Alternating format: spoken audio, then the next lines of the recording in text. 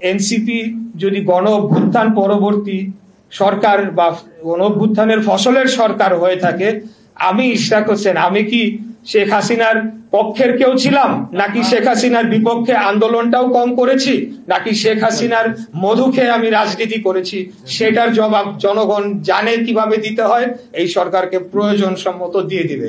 NCP একটি তারা বিবৃতি দেয়, সেখানে বলা হয় যে এরকম এই রায়ের বিষয়ে পর্যবেক্ষণ করা হয়, এমনকি যে বিচারক তার ব্যাপারেও বিষোদ্গার করা হয়, যেটি কিনা অত্যন্ত দুঃখজনক। সেটা আমরা আওয়ামী লীগ আমলে দেখতে পেয়েছি যে তাদের পক্ষে কোনো রায় না গেলে সেটা বিচারকদের উপরে তারা টার্গেট করত। বিচারকদের বিষয়ে প্রথমে তারা হুমকি ধামকি দিত, পরবর্তীতে অন্যান্য ব্যবস্থা নেওয়ার কথা বলতো, যেটি কিনা আলামত আমাদের কাছে রয়েছে। আমরা পরবর্তীতে আপনাদেরকে সবকিছু প্রোভাইড করে দিব।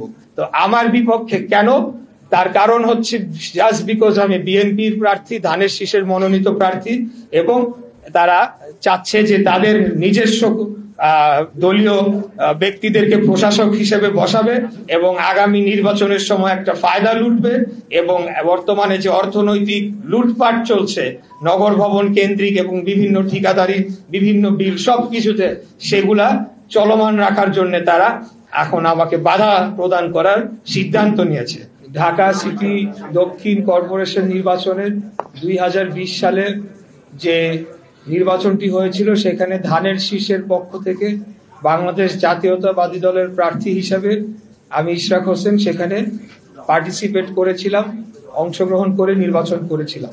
অতি সম্প্রতি আপনারা জানেন যে একটি আদালতের রায়ের মাধ্যমে একটি ফলাফল এসেছে এবং সেই ফলাফল নিয়ে এখন বর্তমান আপডেটেড পরিস্থিতি জানানোর জন্য আজকে এই সংক্ষিপ্ত সময়ে শর্ট নোটিসে আপনাদেরকে এই সংবাদ সম্মেলন আহ্বান করেছি, যাতে আপনারা আপ টু ডেট থাকেন এবং ফ্যাক্টস এন্ড ফিগার্স যাতে আপনাদের কাছে থাকে, সেটির বিষয়ে আজকে আসলে এই সংবাদ সম্মেলনটি আয়োজন করা হয়েছে।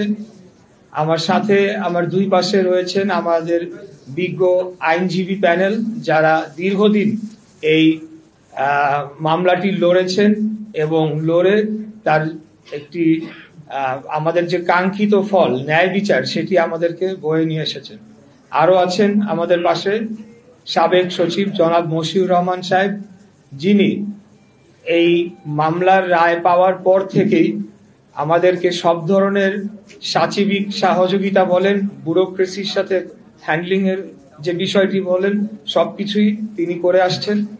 নিম্ন আদালতে ছিলেন অ্যাডভোকেট রফিক ভাই, উনি সেখানে রায়ের সমস্ত কার্যক্রম থেকে শুরু করে নিম্ন আদালতের পার্টটি দেখেছেন।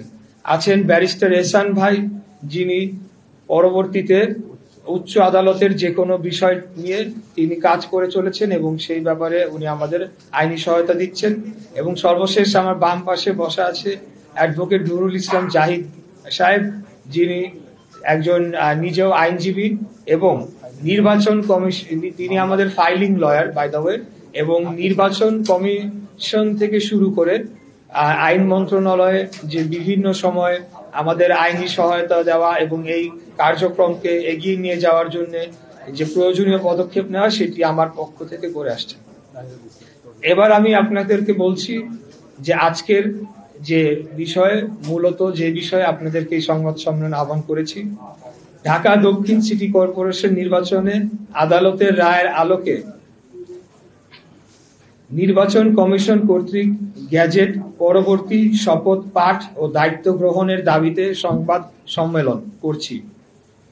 নির্বাচনের তারিখ ছিল 1 ফেব্রুয়ারি 2020।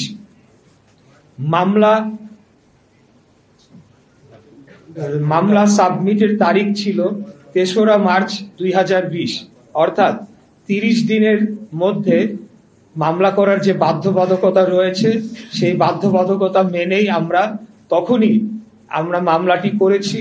এবং এই বিষয়ে আপনাদেরকে একটু বলতে চাই যে কোনো সময় কোনো ক্ষেত্রে কোনো সরকারেরও কোনো কর্তা ব্যক্তি বলেছেন যে আমরা অবৈধ নির্বাচনকে বৈধতা দেওয়ার চেষ্টা করছি। এই বিষয়টি আমরা ঘৃণা ভরে প্রত্যাখ্যান করছি এই বক্তব্যটি, কারণ আমরা কোনো সময় মামলা না নির্বাচন বর্জন করে বা সেদিন কোনো ঘোষণা দিয়ে আমরা উঠে আসি নাই। নির্বাচনের শেষ সময়েও আমি বক্তব্য রেখেছিলাম যে আমি মাঠে আছি, এখনো রয়েছি, আগামীতেও থাকব। অতএব নির্বাচনের পরবর্তী সময়ে আমরা সকল সাক্ষ্য প্রমাণ সংগ্রহ করে মামলার প্রয়োজনীয় নথিপত্র জোগাড় করে আমরা সময়সীমার মধ্যেই মামলাটি দায়ের করেছিলাম, যেটি 180 দিনের মধ্যে নিষ্পত্তি করার কথা থাকলেও সেটিকে নিষ্পত্তি করা হয় নাই। তৎকালীন অবৈধ অপসারিত মেয়র তাপস তিনি আদালতকে প্রভাবিত করে এই মামলাটিকে বাতিল করার জন্য তিনি প্রেয়ার দেন, কিন্তু তখন বিজ্ঞ নির্বাচনী ট্রাইব্যুনাল সেটিকে গ্রহণ করেন নাই।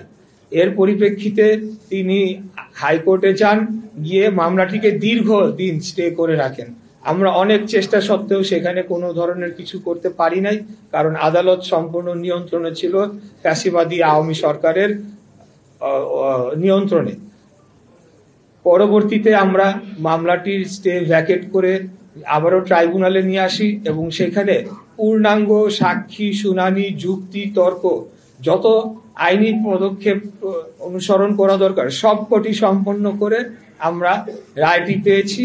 এবং এই রায় পাওয়ার মধ্য দিয়েই সেই যে অপব্যাখ্যা করা হচ্ছিল অবৈধ নির্বাচনকে বৈধতা দেওয়া, সেটা আমরা দেই নাই ভাই।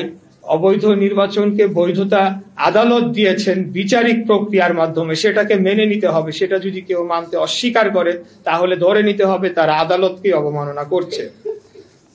এরপরের যে বিষয়টিতে আমি আসতে চাই, এই মামলার রায়ের তারিখ 27শে মার্চ 2025। 27শে মার্চ 2025-এ এই মামলার রায়টি আমরা পাই। পরবর্তীতে নির্বাচন কমিশন কর্তৃক গ্যাজেট প্রকাশের তারিখ 27শে এপ্রিল 2025। 27শে এপ্রিল 2025 তারিখে নির্বাচন কমিশন রায়ের কপিটি হাতে পাওয়ার পর তার যে বাধ্যবাধকতা রয়েছে 10 দিনের মধ্যে গ্যাজেট প্রকাশ করার, সেই গ্যাজেটটি তারা প্রকাশ করে। এখানে আরেকটা ধোঁয়াশা মাঝখানে সৃষ্টি করার চেষ্টা করা হয়েছিল, যখন আইন উপদেষ্টা বললেন যে আমাদের কাছে মতামতের জন্য পাঠানো হয়েছে, যেটি নির্বাচন কমিশনের দরকার নেই, তারা স্বাধীন সাংবিধানিক প্রতিষ্ঠান। পরক্ষণেই তিনি বললেন যে কিন্তু আমাদের মতামত না নিয়েই তারা গ্যাজেটটি করে ফেলেছে। এখন গ্যাজেটটি বা আইনি মতামতের জন্য যে ফাইলটি 5 দিন যাবৎ তার টেবিলে পড়েছিল, সেই বিষয়টি কিন্তু উল্লেখ করা হয় নাই। দ্বিতীয়ত, এখানে নির্বাচন কমিশনের একটা বাধ্যবাধকতা রয়েছে, রায়ের পূর্ণাঙ্গ কপিতে স্পষ্ট লেখা হয়েছে 10 দিনের মধ্যে গ্যাজেট করতে হবে, না হলে তারা কন্টেম্পট অফ কোর্টে পড়ে যেতে পারে। কিন্তু যখন জনগণের সামনে এভাবে উপস্থাপন করা হবে, জনগণ কিন্তু সেটাকে ভিন্নভাবে দেখবে যে আচ্ছা, আইন মন্ত্রণালয়কে হয়তো তোয়াক্কা না করে কোনো ধরনের প্রভাব খাটিয়ে নির্বাচন কমিশন থেকে গ্যাজেট করানো হয়েছে কিনা, এই ধরনের একটা চিত্র দেওয়ার চেষ্টা করা হয়েছে, যেটা অত্যন্ত আমি বলবো দুঃখজনক। নির্বাচন কমিশন একটি স্বাধীন সার্বভৌম প্রতিষ্ঠান, তারা আপন গতিতে তারা নিজ সিদ্ধান্তে কাজ করে চলেছে, এই ব্যাপারে আমাদের কোনো কিছু বলার নেই। এখন সর্বশেষ যে বিষয়টি বলতে চাচ্ছি, গ্যাজেট প্রকাশের 20 দিন হয়ে গিয়েছে, এখন পর্যন্ত আমাকে শপথ গ্রহণ করানোর জন্য কোনো ধরনের পদক্ষেপ বর্তমান সরকার নেয় নাই, যেটি কিনা তাদের এখতিয়ারে পড়ে। বর্তমান সরকার বলতে স্থানীয় সরকার বিভাগকে বোঝানো হচ্ছে, যেখানে নির্বাচন কমিশন থেকে এই নির্দেশনাটি গ্যাজেট সহ স্থানীয় সরকার বিভাগে অর্থাৎ স্থানীয় সরকার মন্ত্রণালয় বরাবর পাঠানো হয়। পাঠানোর পর তারা আরেকটি যে কাজ করে, সেটিকে আইনের দৃষ্টিতে অনেকেই বলেছে এটি বেআইনি, সেটি হলো তারা পাল্টা নির্বাচন কমিশনকে চিঠি লিখে সেখানে একাধিক একটা রেফারেন্স দিয়ে বলার চেষ্টা করে যে এখানে আপিল করবে কি না। অথচ নির্বাচন কমিশন কিন্তু তার যে আইনজীবী প্যানেল রয়েছে, তার যে বিজ্ঞ আইনজীবীরা রয়েছেন এবং তার যে প্রক্রিয়া রয়েছে, সেটি সম্পন্ন করে পূর্ণাঙ্গ কমিশন মিলেই কিন্তু সিদ্ধান্ত দিয়ে গ্যাজেট প্রকাশ করে ফেলেছে। অতএব এখানে স্থানীয় সরকার মন্ত্রণালয় কি নির্বাচন কমিশনকে অলমোস্ট নির্দেশনা দিতে পারে কিনা, সেই বিষয়টি এখন প্রশ্নে চলে এসেছে। তো এখানে আমরা দেখছি যে নির্বাচন কমিশনের উপর ইতিমধ্যেই এই সরকার এক ধরনের হস্তক্ষেপ শুরু করেছে।